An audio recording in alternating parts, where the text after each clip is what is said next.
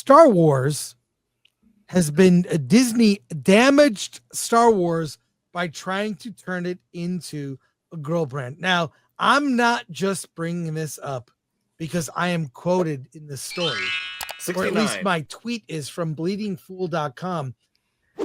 Disney damaged Star Wars by trying to turn it into a girl brand. It was a couple years ago. I mean, look at this. Missed opportunities. Mark Hamill. He got such All it hate for is that. Did he really? I Yeah. love this. We never got this moment. Nope. Mm-hmm. He got That attacked would've by been the sequel awesome. trilogy fans because he dared to post that. In 2019, he said he did that. And then it goes on, forces female, going over this. And I just stated the obvious. Turning Marvel and Star Wars into girl brands will prove to be one of the costliest decisions in entertainment history. That has one of my tweets that age well, and of course, several attempts to cancel me. But Bleeding Fool goes into it here by Chris Braley. What are our thoughts now? I see that. You know what you don't see? Kids playing Star Wars like that. You don't see it. You don't see that in image that's like that anymore. But I don't know. It really goes over stuff that we've talked about for a long time. I don't know if you want to read some of the story, Badger, but Yeah, I got it. okay. Since acquiring Lucasfilm for $4 billion in 2012, Disney's stewardship of Star Wars has sparked deep division within the fan base. While the initial announcement of a sequel trilogy brought excitement, many longtime fans quickly grew disillusioned as the iconic legacy characters, Han, Luke, and Leia, were sidelined, altered, or diminished in favor of a new cast.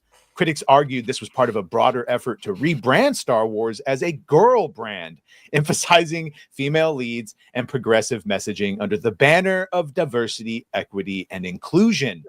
Protagonists like Rey and a bunch of brunettes with British accents, protagonists like Rey and the messaging behind slogans like "The Force is female" alienated parts of the original audience, not because of female representation per se, but due to what was perceived as forced storytelling and a disregard for the saga's roots.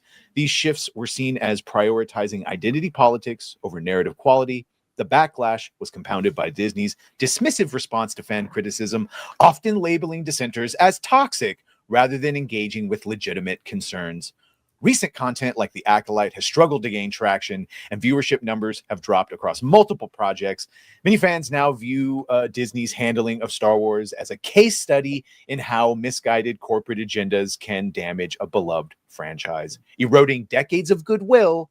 And for Star Wars to truly thrive again, the article argues, it must return to its storytelling core, honoring its legacy, characters, and fans, rather than chasing cultural trends. And well, Look, I don't want to gloat over my tweet aging well.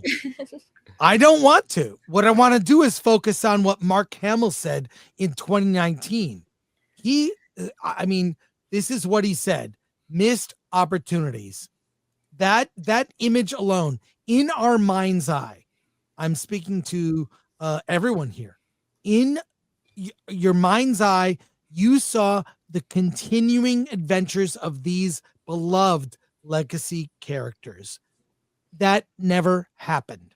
We saw them meet kind of tragic ends, and it was very kind of. I look at very kind of, yes, very tragic. I did on the film Courage, which I have to do a video now for Film Threat on this, comparing the death of Han Solo to the death of Spock in Star Trek 2. You cannot compare. It doesn't. The way Han Solo died is in direct contrast to Spock. He died the way a villain dies, which is falling from a high place. That is how villains die a lot in fiction.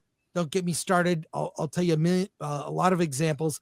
But the way Spock died, he had a moment with the people who loved him the most, had the goodbye, and he did it in an act of self-sacrifice. Needs of the many outweigh the needs of the few. Correct. And Rob, I'm sure you have thoughts. Well, I mean, it comes down to somebody like Nicholas Meyer, who's a novelist and who is an auteurist filmmaker.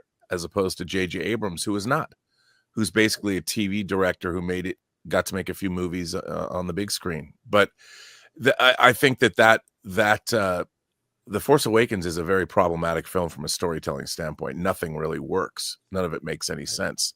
Nothing leads to anything else. And by the time Han Solo is he's in Starkiller Base with his son confronting a character we just met.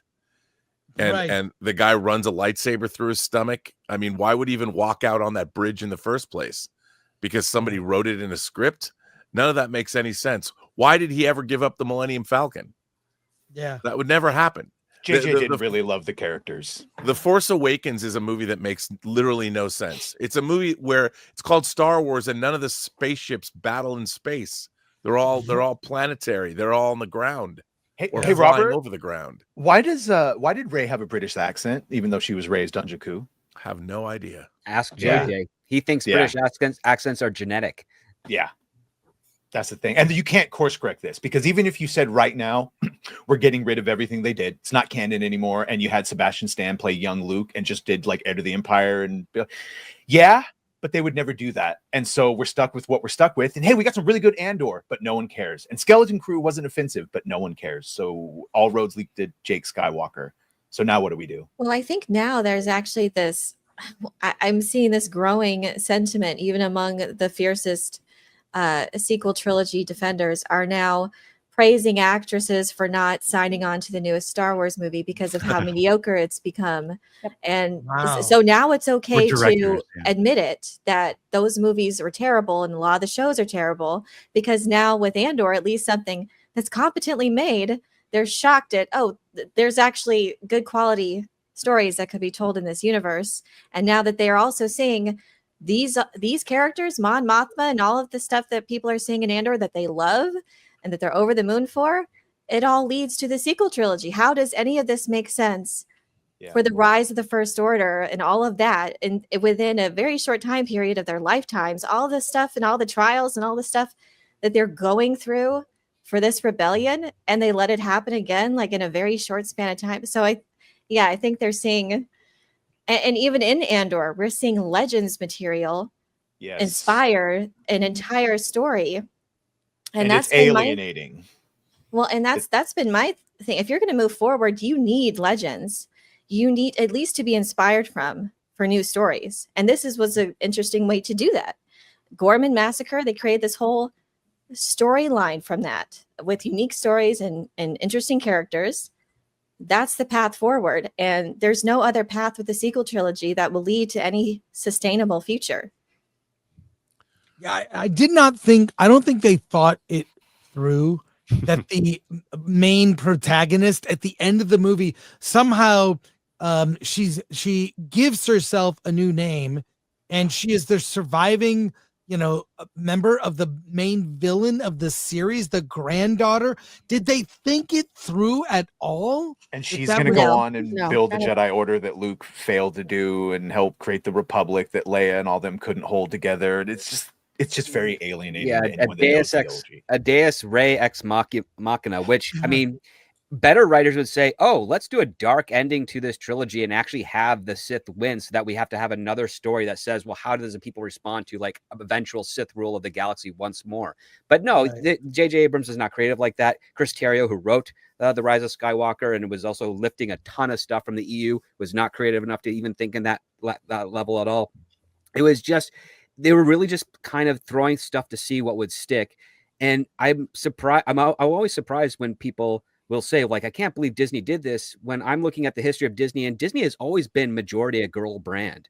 Like, what else would you expect them to do? They don't know how to market to anyone else other than girls. The whole reason they bought Star Wars and Marvel is because they couldn't market to boys. And when they finally got it, instead of just letting it lie as it was, they changed it so it would fit within their marketing strategy. Well, that was Chris's it'd point. Just be the same thing. And that's how we got here. And we're going to stay here until Iger's gone and there's a whole regime change at Disney.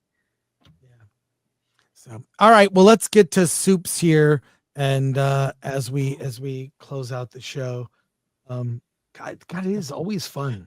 By the way, that was the biggest takeaway, is that they bought Marvel and Star Wars for the boy brand of it, but they didn't know how to market to boys, so they just changed the things they bought for that. It's It will be They stunning. tried marketing to boys. Disney has tried marketing to boys because they saw how huge the Disney Princess line was doing and how much money they were making from that. They did try to do that with boys, but they completely failed. They did it with Power Rangers and failed grossly that they had to sell the franchise back to the original owner Haim Saban. I'll just That say form was that out. the culture around Disney and people who work there, it's very female.